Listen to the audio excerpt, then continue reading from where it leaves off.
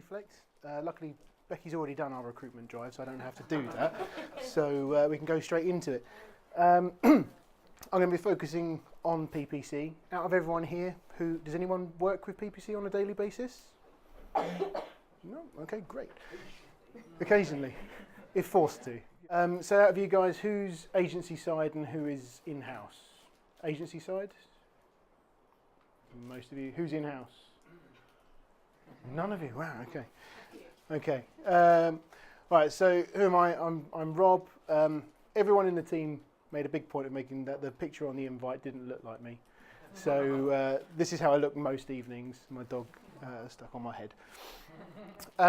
So yeah, the main point of the talk is with PPC is many of the small to medium businesses that we deal with, we get a lot of resistance to taking on PPC as a channel. And there are lots and lots of objections that are given, and a lot of them come up regularly, is why would you pay for PPC when you can get clicks for free for SEO? PPC clicks are in general too expensive, and one that we get a lot with small and new businesses, that they need to make a profit before they can afford to actually market with PPC. All of these are not good reasons at all. So you can get clicks for free, but you have to wait for them to come through SEO or through organic ranking. PPC clicks are too expensive if they're the wrong clicks.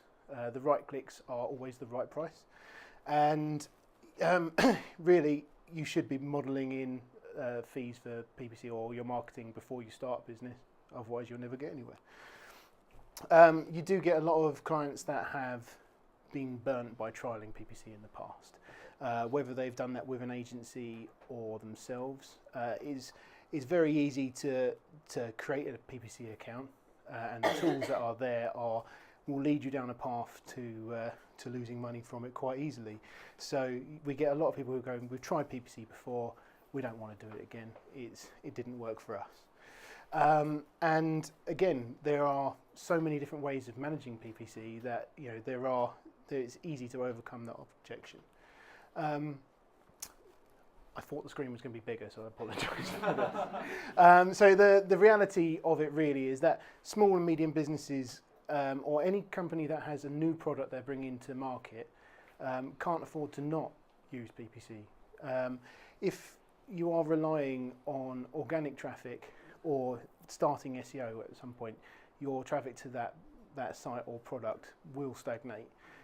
PPC has the ability to drive traffic there and get you business from the get-go. So why is PPC so valuable to these businesses? I really struggled for a picture for this one, so I just went with something that had water and looked exciting. And with PPC, there are four main areas of PPC that I think are of importance to a client, and they are things that you can talk about to overcome those objections. And the first of is it's immediate. So where they say, why pay for a click when you can get it for free? PPC allows you to get that click right now. You can work with SEO, and if it's something that is new, like that is like steering a shipping tanker. If you need to change for a new product, it takes some time for you to be able to move in that direction. Whereas with PPC, you can, in an afternoon, create a new campaign, be targeting that new product, getting new customers in there. It allows you to make the most of opportunities. So if your client or yourselves are in a market where there are a lot of established players, waiting to be able to rank in page 1, even page 2 or 3 can take a long time. With paid search, you can get there right now. You can rank above those companies and get your product to market. As I said before, you can get to market fast with it. If you have a new product, especially one that you've had to invest quite a lot in stock for, you need to get that moving quickly. So getting those ads, getting relevant traffic in there quickly is very important. And covering weak spots. You might have a really robust SEO campaign, but you won't be ranking number 1 for all of your different products and services. PPC allows you to plug those holes and cover those weak spots. It's controllable, and this is really the big thing for overcoming any objections for using PPC, is that I didn't bother with pictures for this one, sorry, is that you don't ever start a PPC campaign blind. You do research first, you work out what your target keywords are, who your target market is, what people are searching for those products, and then you build a campaign based on that. And you will target products in your inventory where you have good margin, and the products where they're not the most expensive. You work out where you make the most margin, where the best value keywords are, find somewhere in the middle, and that is a good starting point.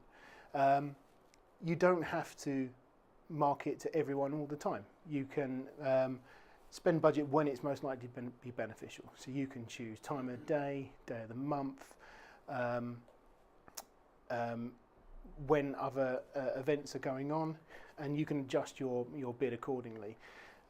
You can target people in specific geographic areas. You can target demographics, so you can target specific age groups relevant to your product. You can target gender.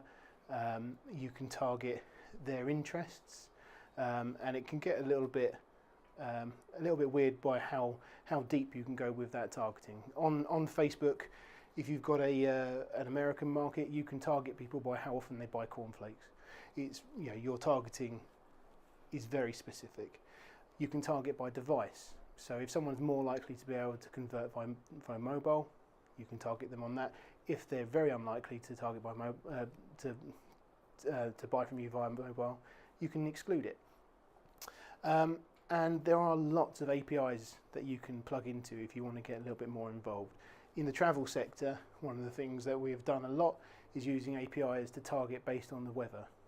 People will buy more holidays on a wet and miserable day, so you increase your bids on that day. You have so much control that there is no reason that the bids that you're doing through PPC should be ineffective. It's trackable. So with PPC, you have so many tools at your fingertips to track every touch point of a customer that comes in.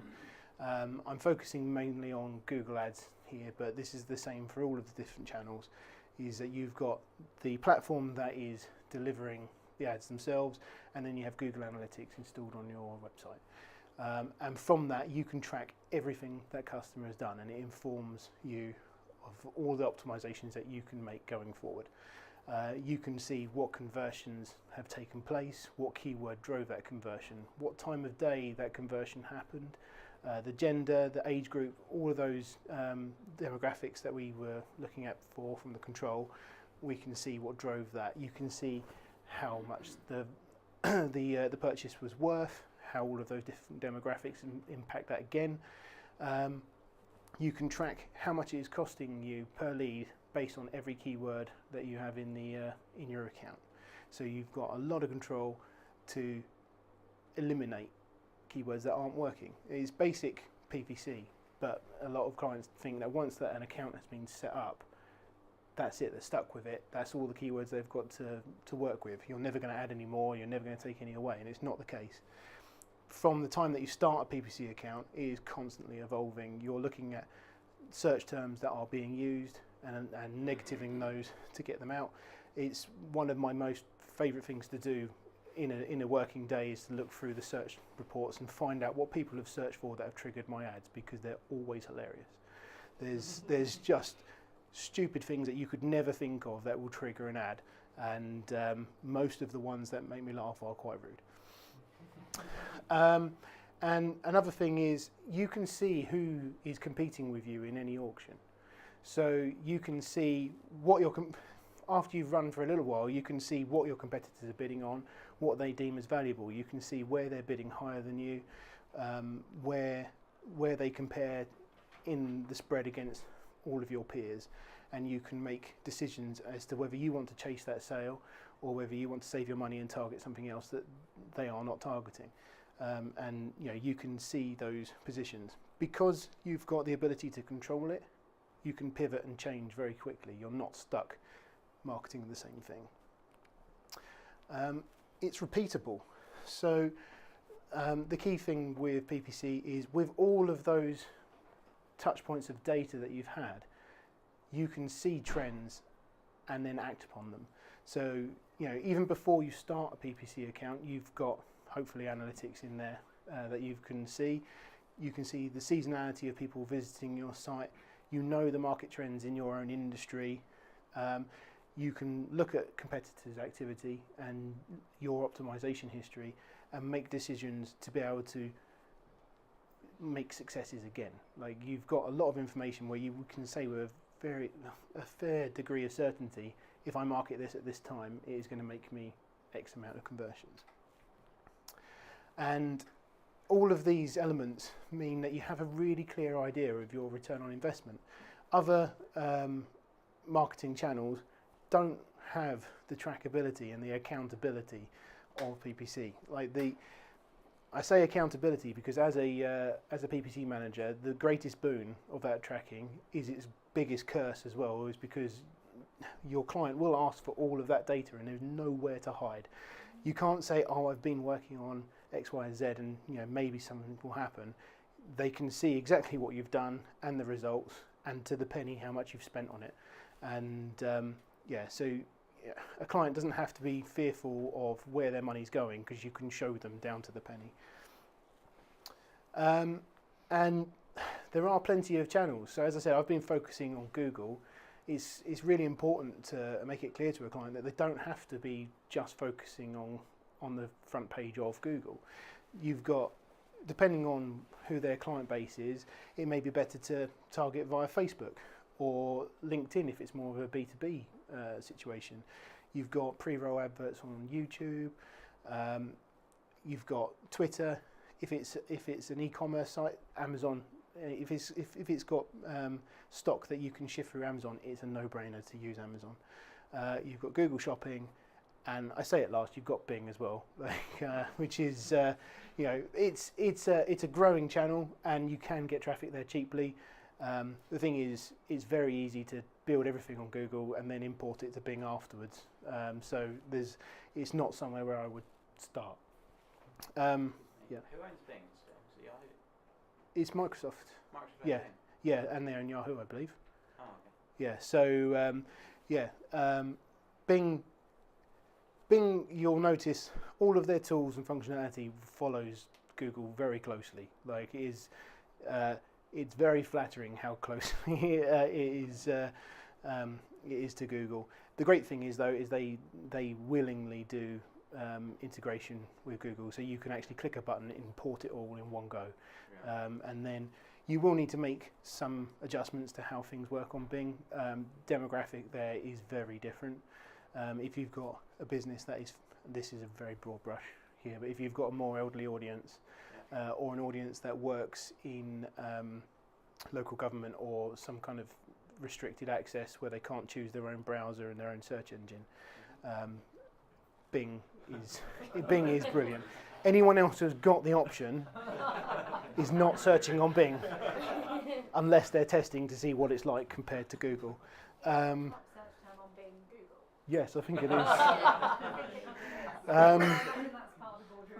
It's got to be depressing, hasn't it? Yeah. Being the people in charge of Bing and just knowing.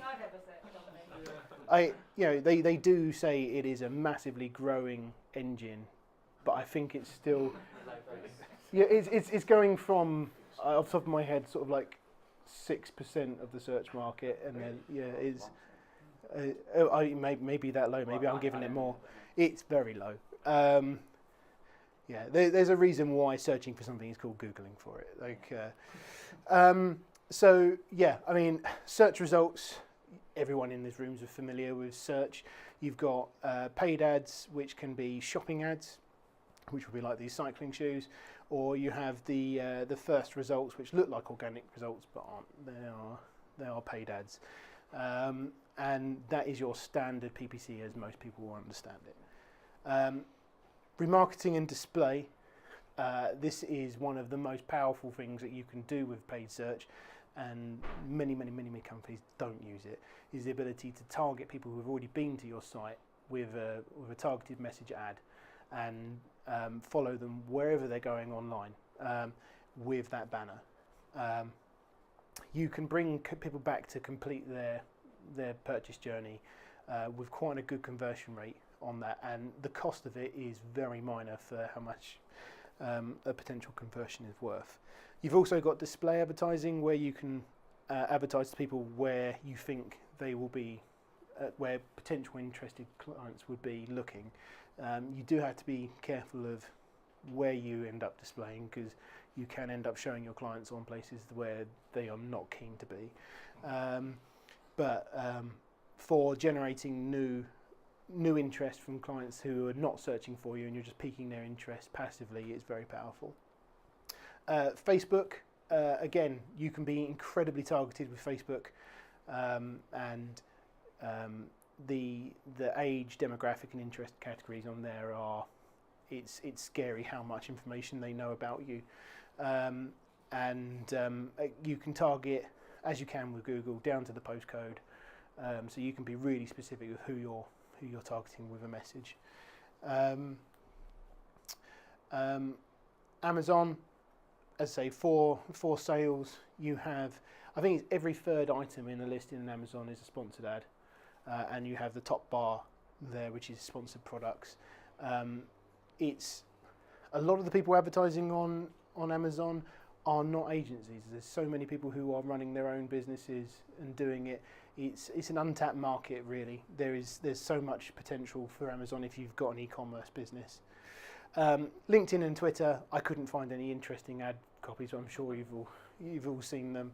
LinkedIn, great for B2B, and Twitter is great for very expensive.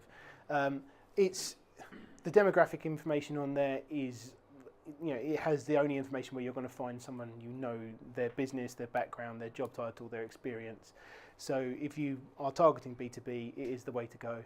You can harness the information from people clicking through there to target other remarketing through other channels as well. So you can offset that cost. LinkedIn would not be the type of PPC I would say is the first touch point for someone who's scared about using PPC, though, because it is horrifically expensive.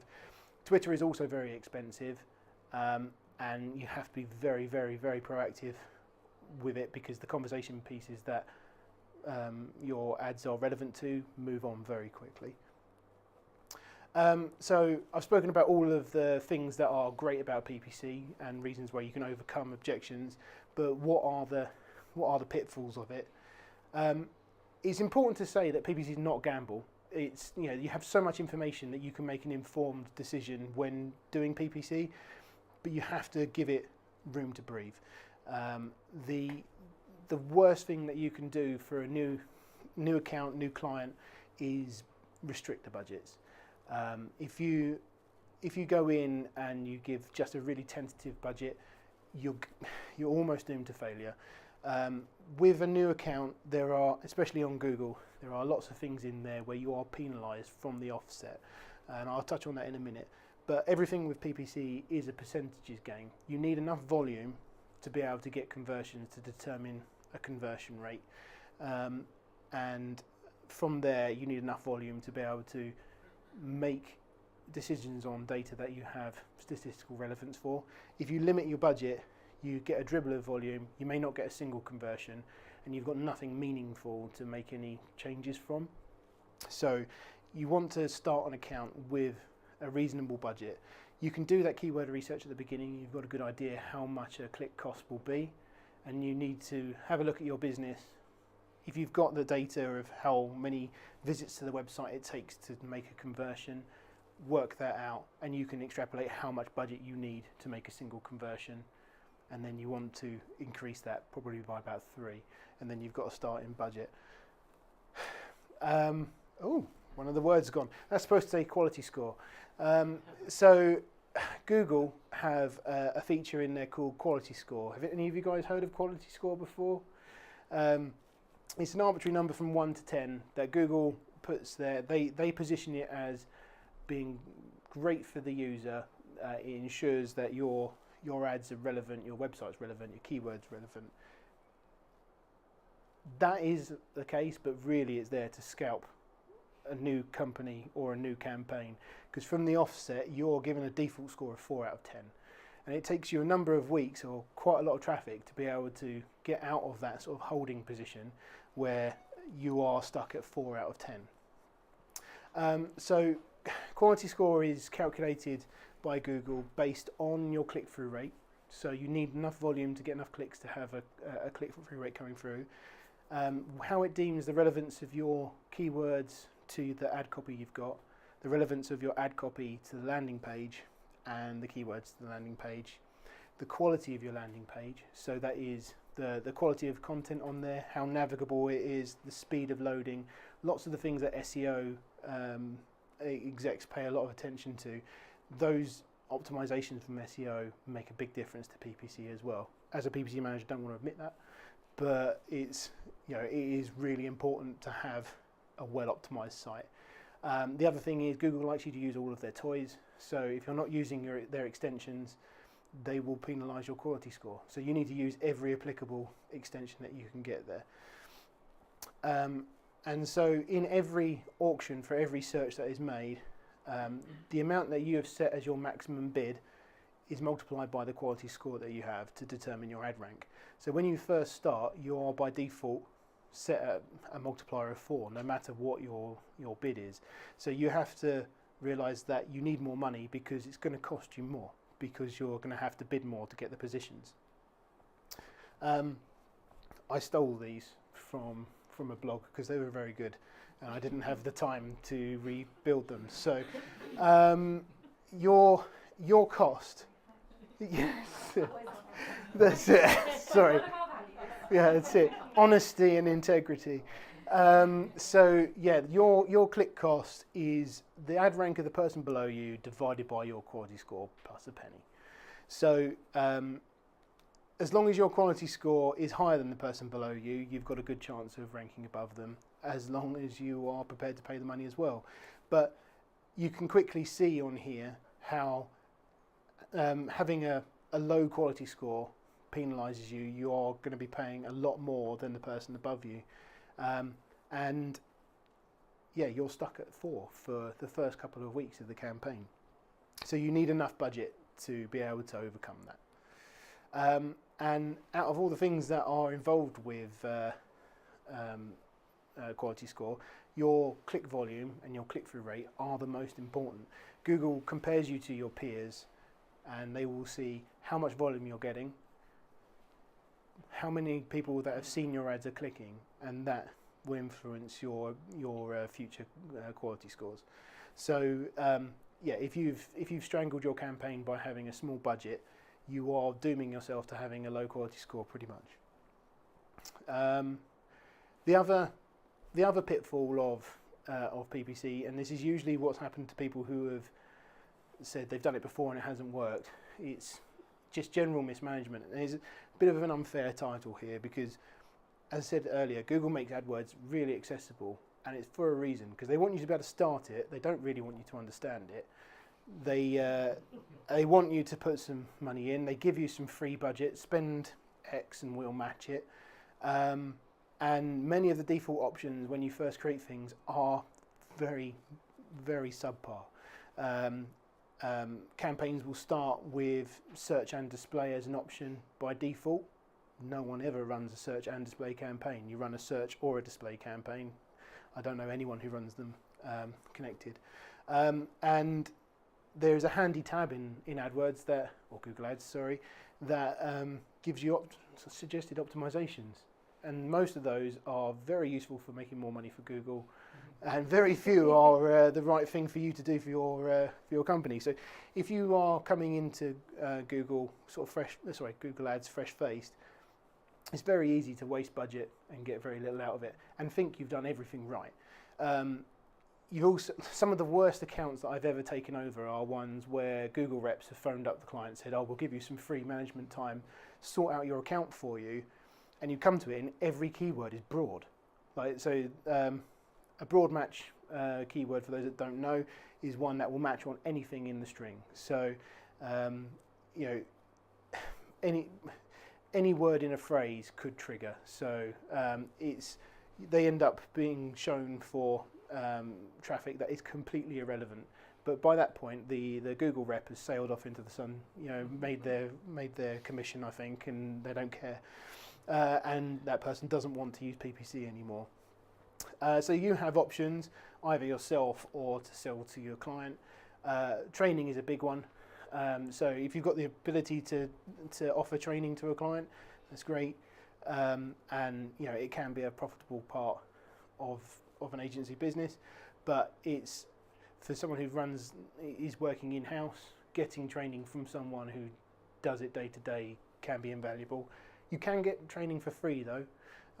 Google and Bing and LinkedIn and to some extent Twitter do offer free training platforms where you can get accredited for it. They are quite robust, exam-led things, but they'll give you a lot of the theory and none of the implementation. So it gives you a good base. You can follow up that free training with blogs. There are a number of great paid search blogs like Search Engine Land, that side of things, where you can get some really good insight as to how big agencies run their accounts. And if you spend the time to do all of that, you can run an account without fear of it running off the rails. The other thing is you have to spend time in the account and look at it multiple times a week. The number of times we see clients, they say, do we have an account? I look at it once a month, once a week. It's not enough. It has to be looked at ideally daily, at a push, twice a week. You need to be keeping on top of what is triggering your ads, removing those. The other option is obviously to get a professional to do it for you. So that sounds way more like a plug than I intended it to. But the amount of time that PPC requires is not small. So you might look at the cost of what it takes to do to get a professional to manage it for you. But when you look at the amount of your own time that it would take or the mistakes that can happen, it can actually look like quite a decent proposition. Ready to test PPC. Be bold. A small budget will kill it. So just make sure you start strong.